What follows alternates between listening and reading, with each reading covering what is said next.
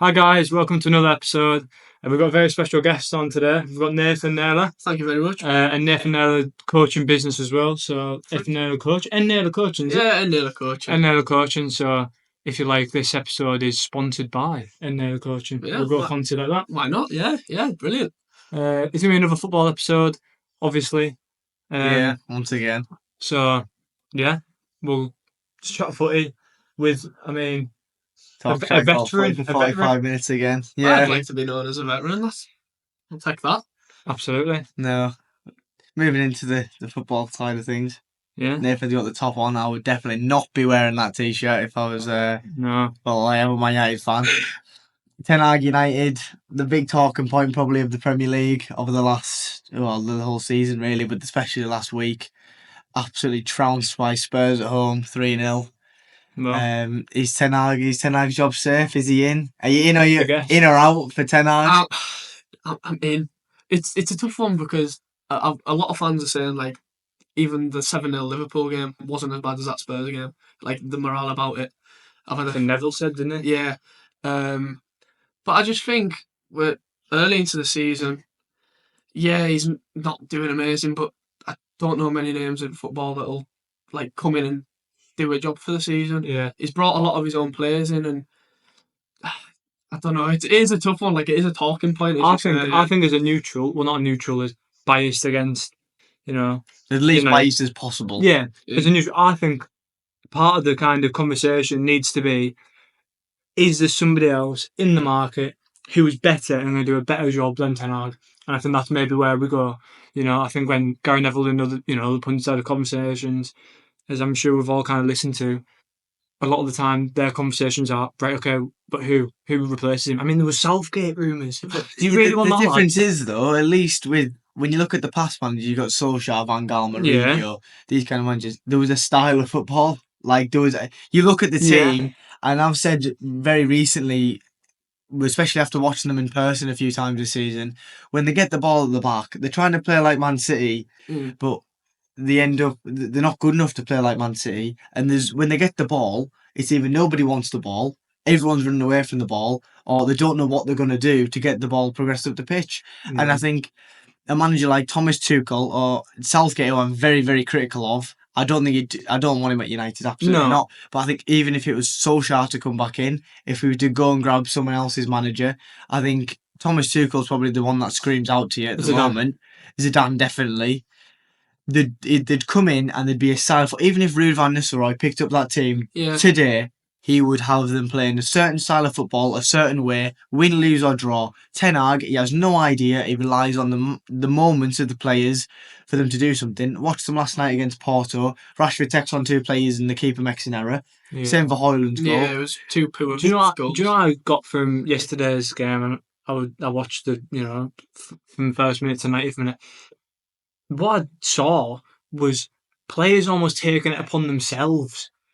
So there's no style of play. It's just individual. It's individual. Yeah. So Rashford is going back to. I messaged you straight away. Rashford's going back to Rashford ways, taking on a defender, and then he drives into the box. They can't touch him, and he strikes it. But I don't think Ten Hag's telling them to do that. Yeah, he's almost taking that upon himself. Like, F this, I'm not playing the style of football you're almost taking it upon yourself. I don't know. We've just not got like a DNA at the moment. But going back to is Ten Hag in, Ten Hag out, when you keep chopping and changing managers over a couple of 3 years, you're not going to have a DNA.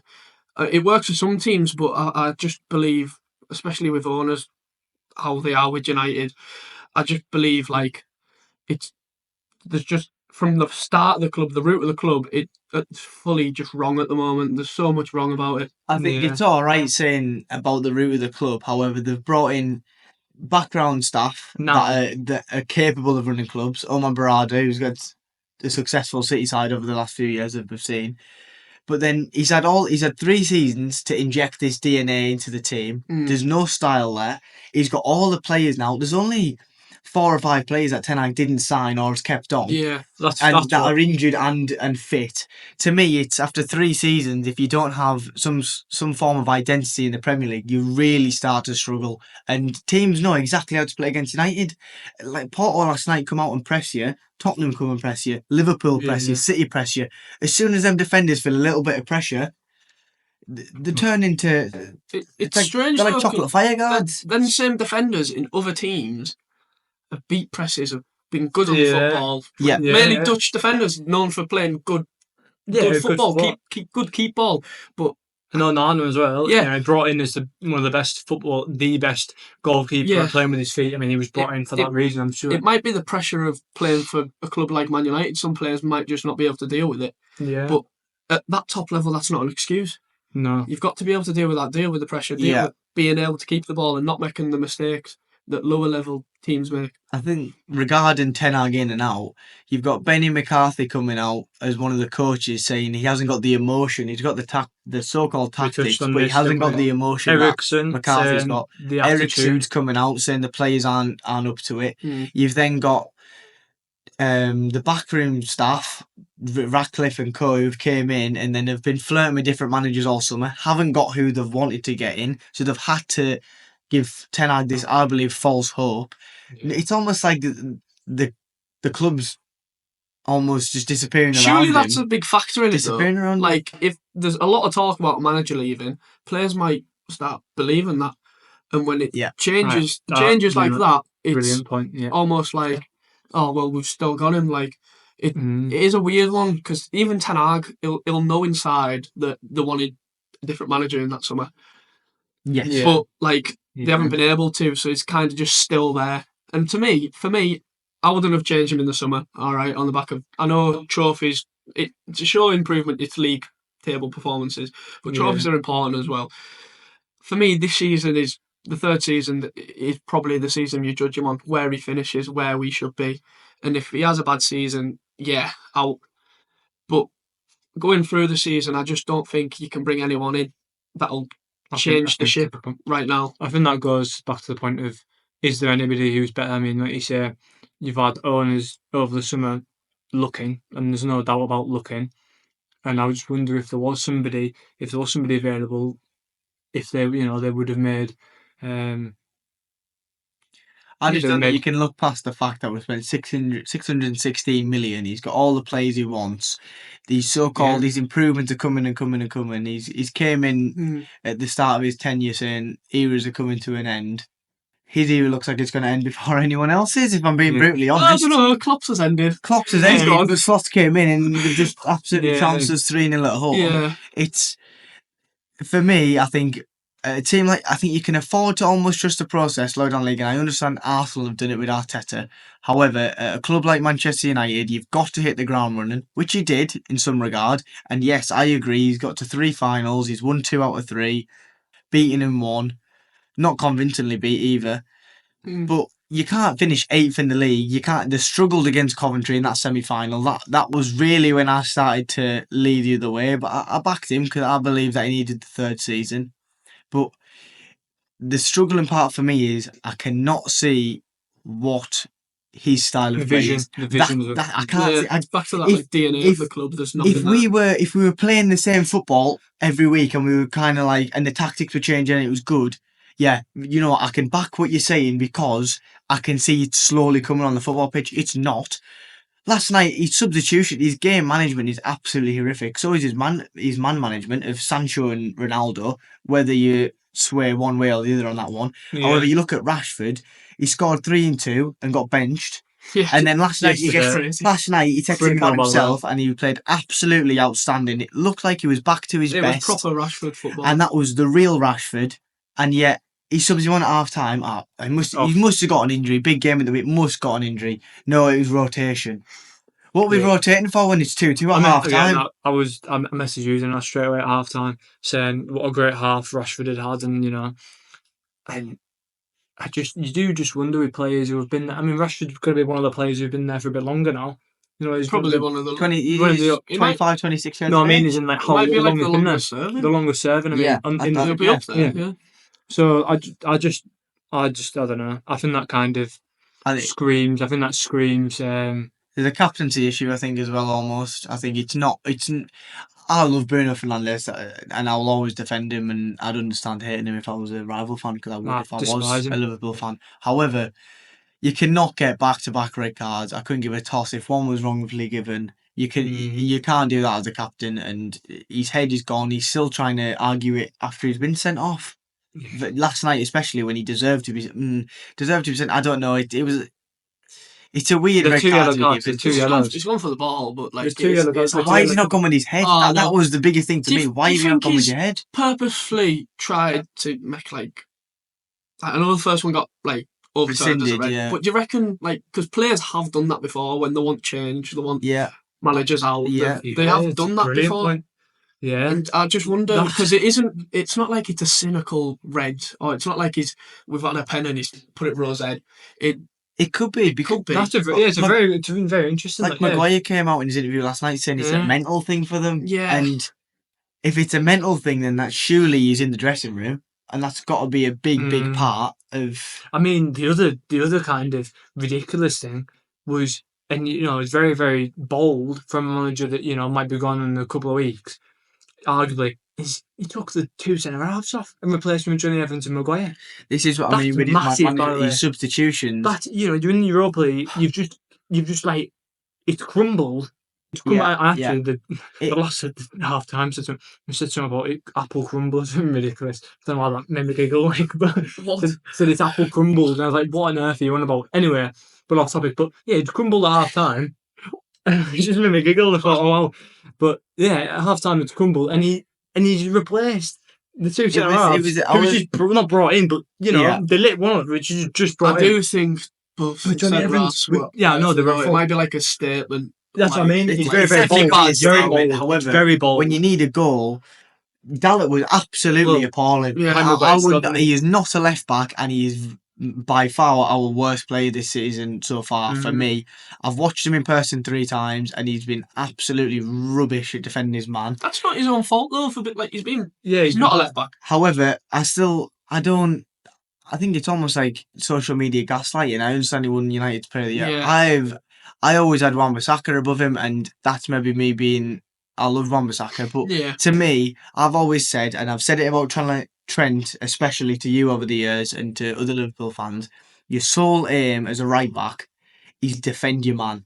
You do not let that man get past you and put the ball back in one of the best, wasn't he? And nobody got past Wan-Bissaka. No. And he defended his man. I couldn't give a toss how many times he went forward and lost the ball. It doesn't matter because you knew his man was not getting a sniff. Yeah. You did play against him. Yeah, everything in addition to being able to defend, like not be beaten. Anything extra than that's a plus. The bare basic is defend. The bare basic of a right back is to clean sheets. They'll have contracts and clauses of clean sheets because the defenders like. Yeah. Do you not think you've just got a defender? Anything else is a plus. Do you not think that Trent completely change that though in terms of he was the player to change? Do you know how many right backs now play out and come? You know how many right backs are now? How many games over the years has Trent cost due to defensive errors? Yeah, 100%. And if you look at losing the league to City by a point, I would love to actually go back and analyse some of the games Liverpool have lost simply because of Trent Alexander-Arnold mistakes. But then how many assists and goals? It doesn't matter though, because you can have as many goals and assists, but if you concede 3 goals and lose 3 games, that's 9 points. Yeah, but also you could draw in 3 games and then he provides an assist to win those 3 games, and that's 2 points. Losses go a lot further. Look at City's reign over the last 10 years. How many games have they lost in a season? Hardly any, but would you call? I wouldn't call Kyle Walker a bombing on. No, he does. He's a Wan-Bissaka right back. He's a solid. But it just depends on the DNA of the club. Trent goes back to Trent does suit Liverpool well, and as you are right. He gets goals, he gets assists, and sometimes you can afford to do that with the quality you have at the back. Anyway, a lot of the like of Van Dijk. He's defending a lot of situations, but there's a lot of the time. It's not even the tracking back. It's a lot of the time Trent, when he's defending his man in the box, he gets around the blind side of him. Yeah, It's that his awareness positioning for is trainers. horrific. Yeah, positioning, yeah. He's horrific.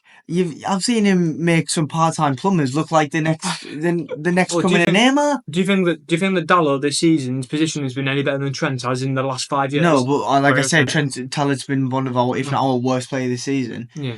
However, I just think as a right back, you have to defend your man. I mean, it shows how little game time Trent gets in the national team. Yes, and I think absolutely deservedly so. It shows. However, you've got to look for a different podcast. over the years. Well, not even arguably, I would say Van Dijk has been the best centre half in the world for at least 2 years at one point. Yeah. At one point, he was. Yeah, so of course you can afford to go on. He's had arguably he's had the best goalkeeper in the world and the best centre half next to him. So he looks all right. If you put him in a team, if you put him in that United team over the years, he'd have been gone fucking 4 years ago. He wouldn't have, I don't think he'd have even got a sniff at that United team when they were still hard down in the fucking dumps. Yeah. But I don't think he would have got a sniff. Because he wasn't working in the United team though. In what sense? Because there's not a Because he'd get found out. He'd get found out. Because there isn't a Van Dijk. But United over these recent years have played counter-attacking football. Trent Alexander-Arnold cannot suit if Liverpool do not have the possession, they absolutely get torn apart. You see Hudson-Odoi, not even 3 weeks ago. Yeah, Hudson-Odoi against, and you lost that game 1-0. Of course, yeah. The thing actually, that's 3 points. Yeah, it's point proven. Yeah. The thing that I think to kind of, if you suppose to counter argue is the style of football that now Liverpool play, and I think that Trent might become, a little bit different, because I remember watching an interview that Trent did, and he said, Klopp used to say, if you lose the ball, that's almost like it needed to. I remember. But he doesn't get back. He doesn't win it back. That's my problem. He used to want to lose. It's like a lazy winger when they lose. Yeah, balls lost. Like Rashford. Like a Rashford, yeah. But you can't get away with that as a right back. There must be vodka in your glasses. I think Rashford, Trent. Yeah, I think I think the only real setup that suits Trent is it's like a 4-4-2 and you put him at right mid, because you don't have to do as many defensive duties. It's almost like a Beckham. Beckham. I was genuinely just about to say David Beckham for United. 4-4-2, Beckham on the right. He wasn't quick, but you get the ball, and he was one of the best passers of the ball. Crosser, yeah. And Trent Alexander-Arnold I'm not taking away from his attacking ability. He has got it. It is there. One of the best in the world. One of the best in the world going forward. But your job isn't to create. Well, it's not in the modern game. Maybe you have to create. However, the point side.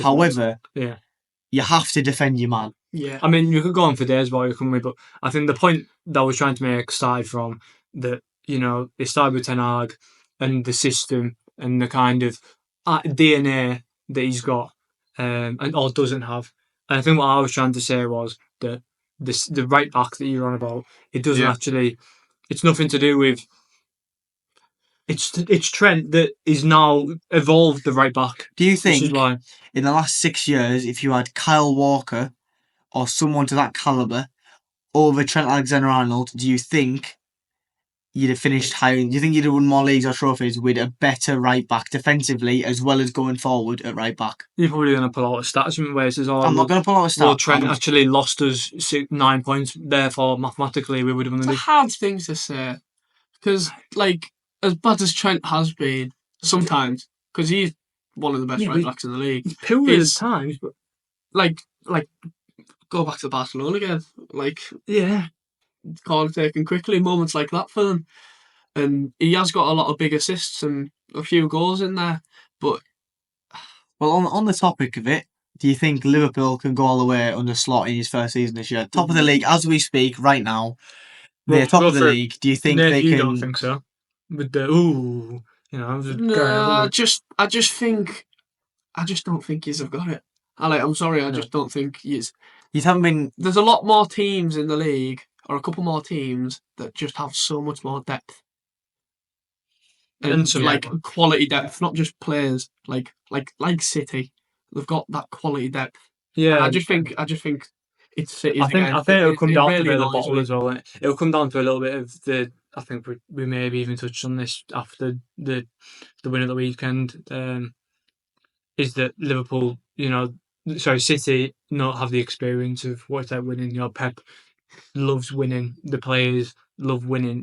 It's in their didn't. I think that comes down to experience, though, because when Liverpool play, them Liverpool players that is an experienced squad of players. Yeah, of course. They've been there. They've won. We said this last time about the Arsenal. The Arsenal, though, we were on about how Arsenal haven't won anything to therefore know he feels like so that Arteta, what he wants is not imaginary, but he doesn't know what it's actually like to experience. Whereas Pep has so much experience in what they're going to win the league again this year. City are going to win the league, which it's annoying, but which answers that question for you. Are Liverpool going to go the way? No. Are they going to probably exceed my expectations? Yes, because we're currently at the top of the Premier League. The things I've seen so far have been better than I actually thought. If I'm honest, I'm pretty honest. They've been better. Yeah, but I don't think they've been convincing. No, not been great. I mean, they've already dropped points to Forest, and that's early in the season. And like I've said, it's a crucial game. It's massive. Yeah, like Premier League now, you need to almost be perfect to win it.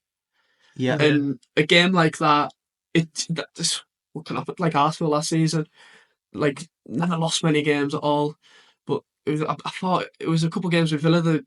Did you get people? Yeah, we got a bit. Yeah, like games like that costs them the league. Well, it does. Yeah. I don't think we can go all the way, unfortunately, but I think that does. I think City win the league. Next season is going to be really, really worrying for Liverpool. I think, in my personal opinion, I think just looking at some of the contracts that ran down, Van Dijk, Alisson, I think Trent as well, and Salah. Yeah. That's 4 massive names, especially over the years. And if we're being honest, you've got Robertson as well. He's past it. He's not been good enough for the past 2 seasons. You've got Núñez. If he doesn't get enough game time, I could imagine being a young striker, you could see him almost going abroad and scoring a shit ton of goals. You could see him at Cumbria somewhere. So it's, to me, out of 6, 7, 8 players, at least one of them is going to leave. You never ever see a team keep every single player, every single window. I think someone goes. Yeah, I think that's the thing City have done so well in recent years. Retention. Yeah, like back even when there was Sané and Sterling that were winning leagues, Aguero, even though them players have gone, they've brought players through that have basically replaced them. Yeah. And I don't, for example, Liverpool, them players you've named, I don't see the replacements. I just don't see it. Just City did very well as well. It was never like, that player's gone, we'll replace him in that summer transfer window. They almost brought players through. Yeah, that's what you'll learn off Salah. It's like the equivalent of bringing in somebody who's a little bit worse than Salah, who's probably the same level that Salah was when he came in, and saying, I'll learn off Salah, build up. Then when Salah goes, what you That's what I'm saying. They already have them in, a lot of the time they already have them in the squad. They just come through. Well, it's like when, Gabi Jesus, when he was playing, he was a part of the squad, and then he got more game time, and even he went on, and then they've got more players to come in. Yeah. It's kind of like they're in the team already. They've got them lined up, haven't they? They've almost know the nature of the team. Yeah. I think that'll be a massive. They haven't got rid of many players where you've thought, they shouldn't have got rid of him. And I know the only one to spring to mind is Cole Palmer. However, I think it was right to get rid of Cole Palmer. Yeah. He was not. Yeah. City's team, as you see in England and the England squad, I think, where I've mainly seen it, they're all system players. They all play the Pep way, and they all play into the system, and he gets the best out of every single player. Erling Haaland, he is not a footballer. He's an out-and-out goal scorer. He's obviously a footballer, but he's an out-and-out goal scorer. You can't ask him to take on... When have you seen Haaland take on 3 or 4 players and then slot it in? You don't, because that's not who he is. No. He's in the box, he's there at the right time, and he knows what he's doing. Whereas Cole Palmer, he didn't fit the system. He wanted that more of a free role. He wanted to run around. Goes to Chelsea, he gets it, and now you see he's arguably the best player in the league, and maybe even arguably the world at this moment in time. Yeah. But there's not many other players in general that I've seen City get rid of, and I thought, maybe they should have kept hold of him. Yeah, I think Palmer's a bit different as well, because I think they've come out of it and said that it was a case of he wanted gone. I think. Yeah, I think he wanted out. He wanted out of the. It was nothing against City at all, but yeah, he wasn't getting enough game time.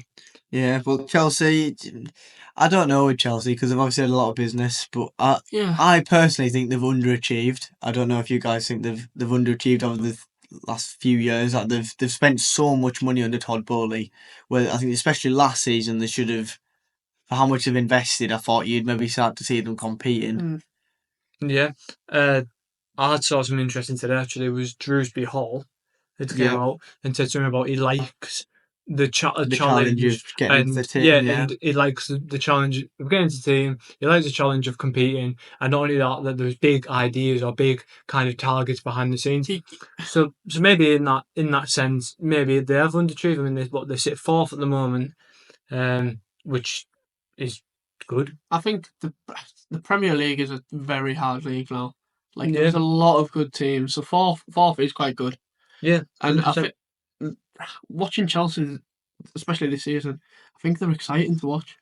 Yeah. Like some of the football they're playing, like I think it's because it is exciting football. Under Maresca, they've got the players firing. You've got Felix, Jackson's finding form. Palmer is obviously and Sancho. Madueke. Stop blowing those balloons though. Sancho. See that? I think it's a bit different. You don't see much, do you? He's got frigging Barrett. Yeah, but it's like a Bamiyang coming in. He's pulling out the Black Panther mask and all sorts. I think it's the same with Slanky. Like we wouldn't care about it if you done if you done it in the Bundesliga last year or a couple of years ago. I used to like the acrobat. Yes, Bamiyang acrobat. Anyway, continue.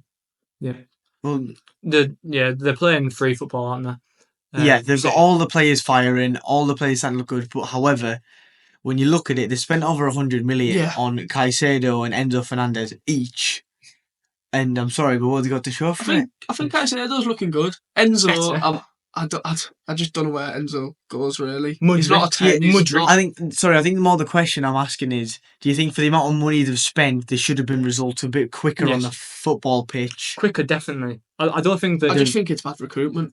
A lot of it. Yeah. I think so. I think they have overspent. I mean, they've overspent definitely. There's jokes and memes made of like the scouting in terms of like, oh, he looks good, we'll just sign him. Like, it seems a lot of that, oh, he looks remotely decent, and I think that's kind of what went wrong. I mean, they've got Fofana, Caicedo, even that, and even the treatment of the players has been poor. That's what I'm saying. Even Trevor Chalobah's the big one that springs to my mind that they left out, and Sterling. I think Sterling was on the way out. I think Sterling will have known himself, not getting much game time as much as he liked last season, how much attacking recruitment they've made. Yeah. He'll have known he wasn't in the plan. But it's very late in the window to. He must have thought it was a chance for him because he'd have went earlier. True. They've done a lot of business early, Chelsea.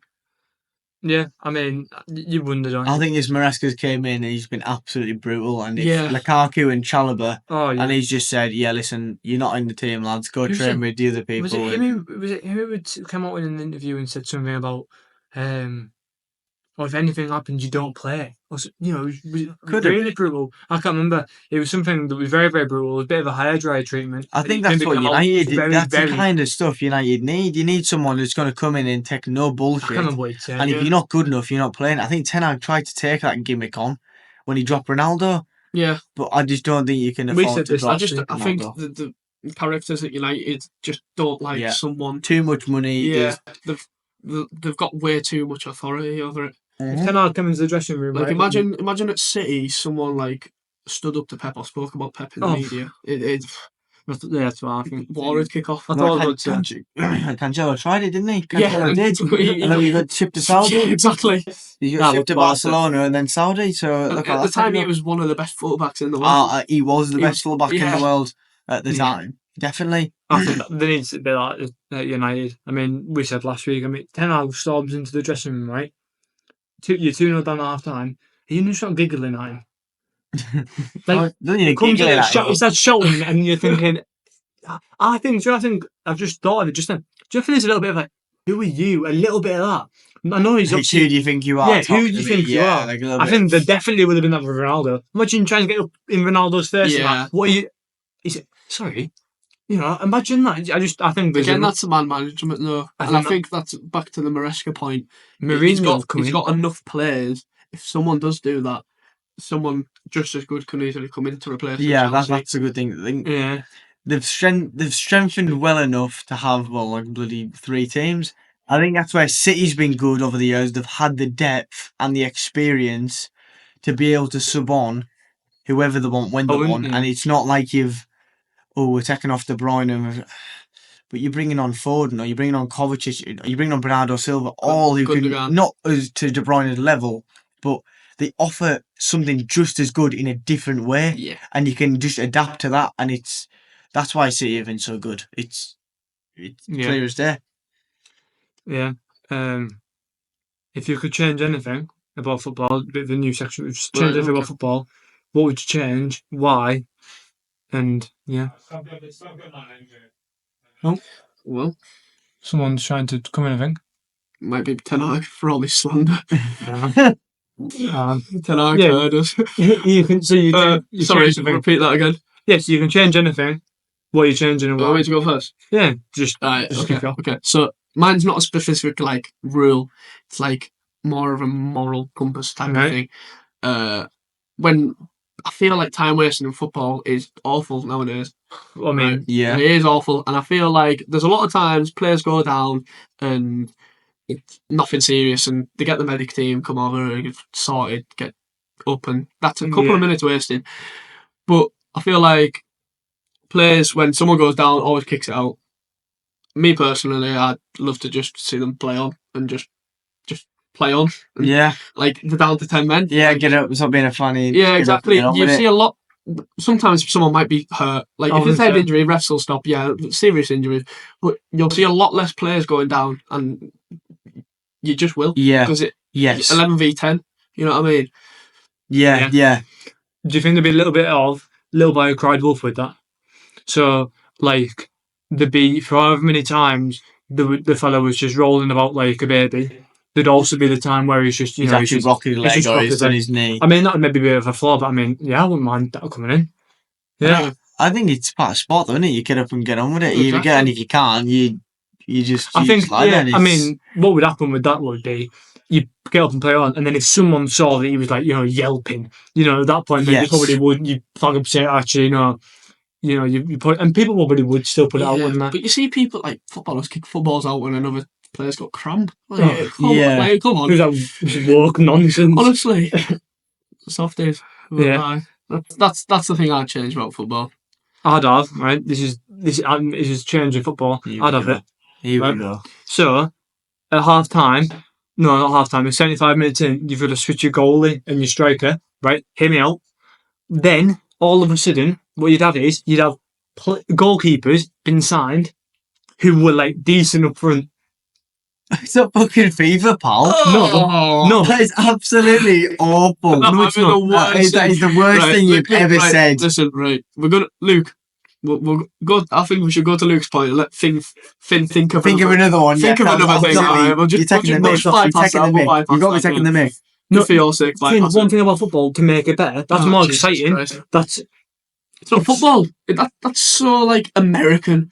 That's what that is. Yeah. That's, like, something the Americans would do. Oh, I think it's brilliant. I think it's absolutely splendid. I think that might be one of the worst things I've heard on this podcast. And there's been... And I'm going to think this one off. I'm a listener to the Crackin Up podcast. Oh, yeah, so it's absolutely mint, mate. So all of a sudden we're cushy, we're bloody 3-2 up, right? And we're selling the game out, and all of a sudden Onana's up front, and we've got fucking Xerxes in net. What if, right, you've got, like... give me an example, like, Southampton, we've got Adam Armstrong up front or something. He's a midget. That's what I'm saying. You know what I mean? Like, all of a sudden you've got bloody fullback shooting pot shots. See, this is where you're getting it all wrong, though, lads.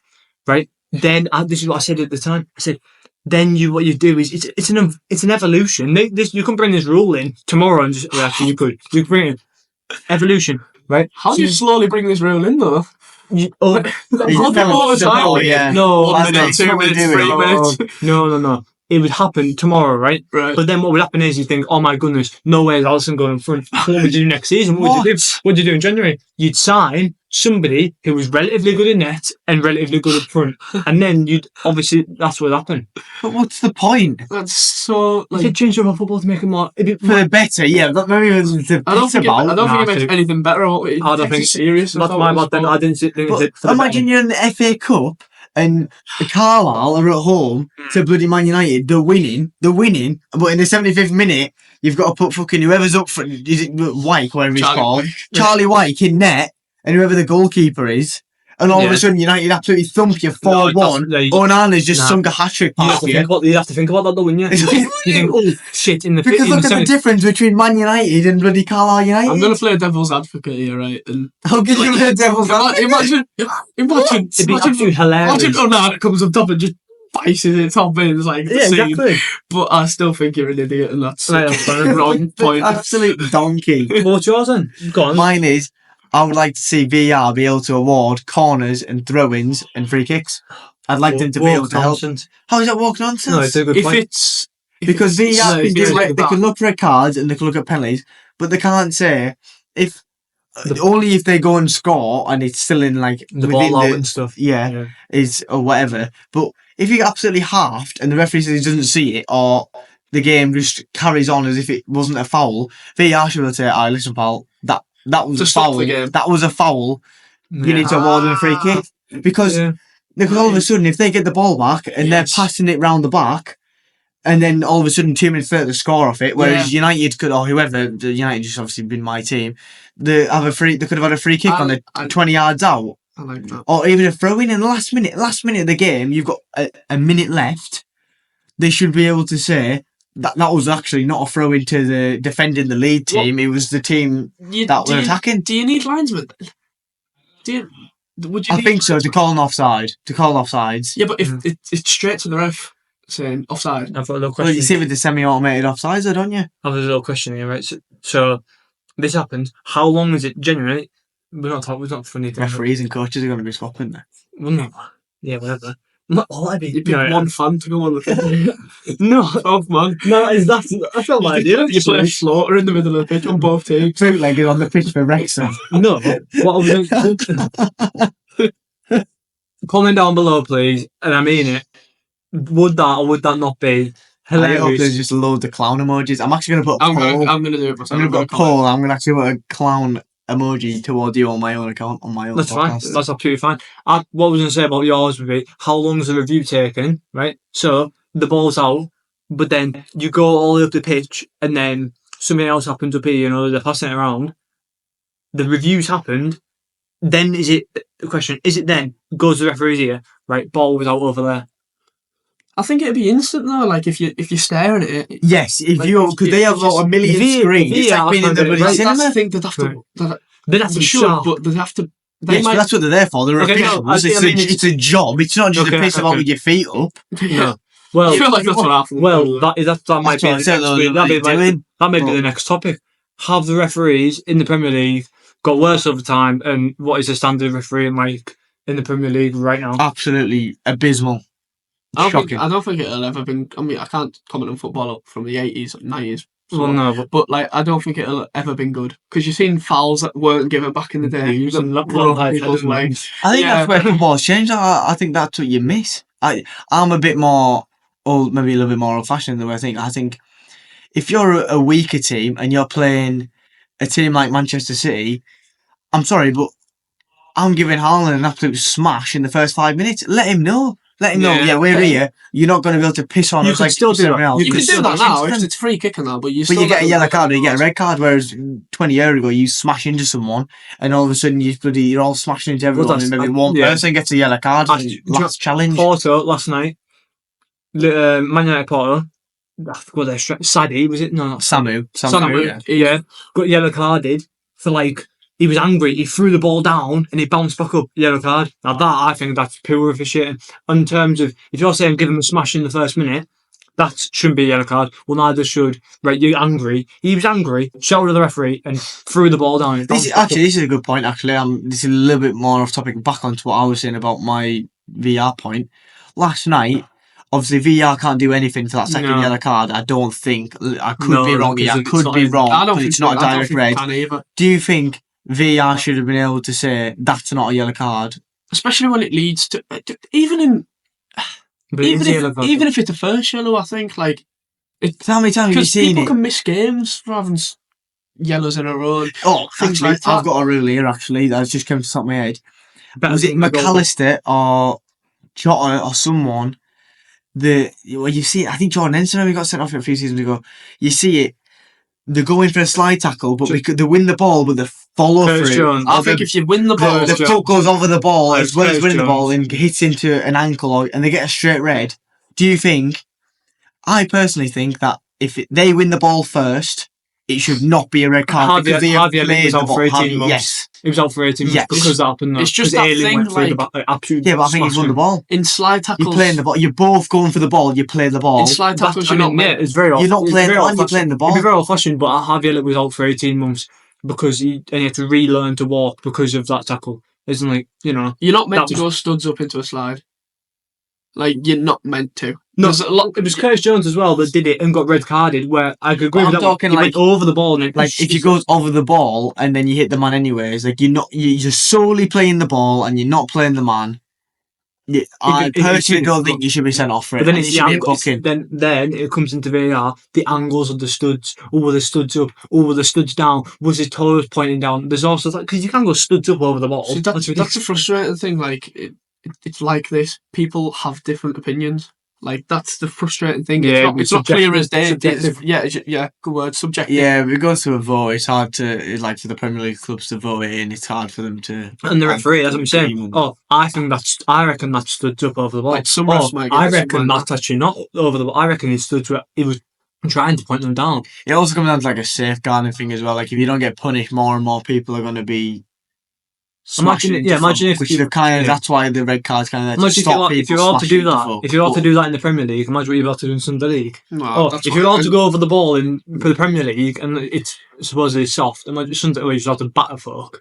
You know. like role models as well for like kids and that. Well, then, That's all the kind of stuff you've got to weigh into. But I think it's an absolute. I mean, yeah. Gold mine of different things that goes on. Yeah. Here's a question for you. Obviously, been a role model yourself. I'd like to think so. Yeah, it's a good. So you're playing. You know, we play Sunday League together, Yeah. right? Scored a banging free kick on the weekend, by the way. If that was video, that's getting Jesus. inserted on the clip. It was Top right, absolutely- whipped into the keeper's side. Oh, piss. Yeah, I know I'm it's- gonna argue. I'm gonna argue the myself. second one was better, by the way. What, the top in touching hit? Yeah. Should have had a third as well. But You know when you don't hit. Guys, I know you don't know, but you know when you hit it, and then you don't hit it very hard, but it just kind of like just floats, and you're thinking, well, that's not good, and it just floats and top in. Yeah, It's like- you're doing like a tricks on fairy. it. You're doing tricks on it. Let's get to the question. Yeah. Anyway, so you're role model for kids, young kids with what you do. Yeah. They're watching you in Sunday League, right? Mm. And you're just like you're going over the ball. You're just half folk, right?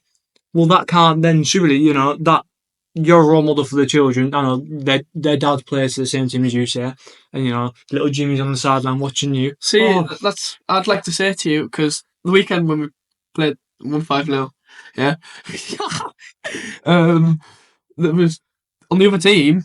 Go on. There was, well, not the kids weren't playing obviously, but No. two little kids were like watching the dad play against us, who I used to coach like a couple months ago. So like it changes my attitude, kind of like I don't want to swear, I don't want to seem stroppy, I don't want to like just, you know what I mean? Oh, you can be aggressive, could you? Yeah, exactly. And Yeah. I don't know, scored 2 goals in front of. Yeah, So- I mean, maybe they're coming back to the session. Maybe, well, fingers crossed. Fingers crossed. No, and I suppose as well, it would kind of work the other way as well. Like you say, not just aggression, but the respect on the pitch. And Yeah. you've got to. I mean, I know I work for yourself as well. Some of the things we implement into sessions and stuff is the pleasing fans. It's very, very difficult. Kind of not coming away from football, but there's a lot of things that yourself probably. You teach them things that not parents don't teach them, but you're a massive role model for not only just in the football world, but how can you tie my shoelace? What's that pleasing? Thank you, things like that. See, like I feel like for me, it's like even if I'm in public not doing my work or out, I'm still like a big. Like, I feel responsible if I see them. You know what I mean? Yeah, like yeah. role model shopping type of thing. Yeah, exactly. If I see them, I want to be like my best self. So I can't imagine what it is like for like really famous footballers, like kids looking up to them and people scrutinising everything they do in their daily life. It's like they must not have a life kind of thing. Everything they're doing is being watched. Yeah, that's quite interesting, yeah. So you're going to Sainsbury's or something and you're a famous football player, I don't know, you're shouting at your missus or something. That's, Yeah, exactly. You've got to just... Next thing you know, it's in the news and stuff. It's in the spotlight, isn't it, I suppose? Yeah. Yeah, it's a good one, actually. Is it in terms of the famous football players as well? It's an interesting thing, but I don't know. It's weird because at the end of the day, it's the job, and they're still going to work. Yeah. I guess it's almost like expected as well. Though. I understand it's filmed and whatever. You're a TV star, whatever you want to call it. But I mean, you've still got to kind of have the same standards when you're in just the normal 9 to 5. Yeah. Oh, 100%. Like you can't. It's like when they get home, they're not out of work because they'll always have. Yeah, you're on social media. You've got face. Yeah, exactly. It's like they're always living in work. I reckon it's quite similar for teachers as well. Yeah, in sense like my type of thing. Yeah. Yeah. Because like kids see teachers as like this like big. Especially people, especially when you could speak about like parenting and stuff. If they don't really have a huge role model at home, just as an example, teachers can become the next closest thing. So I mean, it is. I don't know how one's a teacher. I was going to say, but it does back to the coaching side. The coaching side, it definitely does. No, well, actually, they took a point to mention. There's another. We've got Nathan on again, for a more kind of life-based. If you like, we need to think of a better name for that. A life-based, just talking shit, really. General talking shit. General kind of chat, and that'll be coming on Tuesday. So, yeah, which we'll probably talk more about, kind of that kind of similar thing. Yeah, but yeah, definitely with coaching and going back to the football thing. Yeah, you're playing Sunday League, that sort of thing happens. You can't be going over the ball. You can't rush challenges. You can't be swearing at the referee. There's kids watching the side. Well, even like I don't like. I'm not like that anyway. Even if of course not. But like if I get myself hurt or do something or like get myself into them situations, I'll be out of work. That's like the thing that plays in mind. Without going, without picking you up too much, you're good at football as well. Thank you very much, mate. And it comes of it. You got it clipped onto the face. Yeah, got that clipped. No, I was going to say I'm not bum licking you, but then I thought, wow, that's brilliant. That's absolutely crazy to say that, by the way. Like, Philly works with me as well. So. Yeah, no, what I was going to say, Naylor coaching. He's trying to keep a job, basically. Nathan's got a gun under the table. No. He doesn't actually. No, what I meant was in terms of, in terms of when we play football as well. I mean, I see you more and more now, playing Sunday League and things like that. I know it's so much different, the football that you've played in the past as well. Yeah. But that must be a massive thing for yourself, is the threat of being injured and things like that when you play. Because, I mean, Sunday League isn't, we know as well as anybody. Not, yeah. It's not, you're not twinkle toes in through the middle until Big John gone straight through the back of you and you're at work for 2 weeks. Yeah. Do you know what I mean? So, yeah, I suppose it maybe comes down to that as well a little bit. Yeah, but I mean... I just get down there. It's part of life, though. If you sit there and say... Can't not do anything. Yeah, you can't, because, what if I get injured? Yeah. Like, you just got kind of adapt to it. But I think to round this episode, or this week's episode, I'm gonna put you on the spot here, Nathan. I'm going to ask for your all-time United 11. Ooh! And I'm throwing you right on the spot. Jesus, I was no stutter. 2004 you were born? Yeah, yeah, but you can use... Yeah, we can I just went in terms of just so we can base all the people can base it off. Okay, let's Peach Michael. Yeah. Right. All right. What formation? Like anything I want. You can do it. Just I'll go 4-3-3. 4-1-4-1. Shut up, Phil. Jesus Christ. Right, centre halves, because I'm still thinking of the right back. Centre halves, I'll go Yapstam. And Vidic, I love Vidic. Yeah? Yeah, man, yeah. Left back, Dennis Irwin. Yes. Right back. Ooh. So there's a couple of good ones. See, I'm not going to say this name, but I really liked Antonio Valencia. Yes, I actually absolutely back that. I'm just coming with a point here as well. I think he's extremely inspirational. Who? Valencia. I seen something saying about how he's... This man waffles. Well, can I say my 11? Yeah, clearly. I'm going to say he's very inspirational. You know what? I'm going to say Valencia, alright. It probably is like Gary Neville or something, but I'm going to say Valencia. I like him. Well, you do favourite if you mean. Rojo. Marcus Rojo. Shut up, right. I'll go like a DM8 camp type of thing. Yeah, right, okay. DM Keane. Yeah. 8, Scholesy. Yeah. Cam. Oh, this is where it gets hard. These attacking thirds. Oh, I'm gonna put. Matter.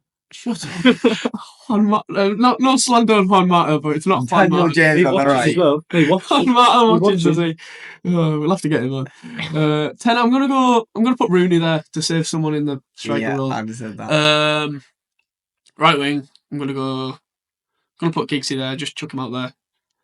Right, yeah. As I want Ronnie on the left. I'm Ronaldo's biggest fanboy. Up front. Good bed sheets and all sorts. Yeah, exactly. Oh, you should see my walls at home. It's like have you seen the photo of Mbappe? Yeah. It's Ronaldo. yeah. Up front. Wow. This is a tough one. Is this favourite or all time? Do you think favourite? Favourite, I would say. Favourite. Yeah, favourite because you've got Favourite. Valencia right back. Eric Cantona for the ones that aren't watching the YouTube. Yeah. Smashing. That's Nev's combined. Not combined. Right. Nev's all-time All-time 11. biased favourite. Not best. Favourite all-time, yeah. Anyway. Whatever you want to call it. But that wraps up another one. Nathan's socials, coaching and whatnot will all be in the link below. And I'm sure we'll share it on the Instagram and our TikTok and whatever not. But so that really rounds up this week's football episode or whatever you want to call it. So thanks to you all for the support and we really appreciate it, to be I honest. know a couple of people are watching actually. Could do with a couple of sessions. Yeah. I've seen some of the viewers and I thought could do with a couple of sessions. So yeah, definitely. I try my best to fit everyone in. So just hit me up. Yeah. And So coaching. spot on. Cheers, guys. Cheers, thanks.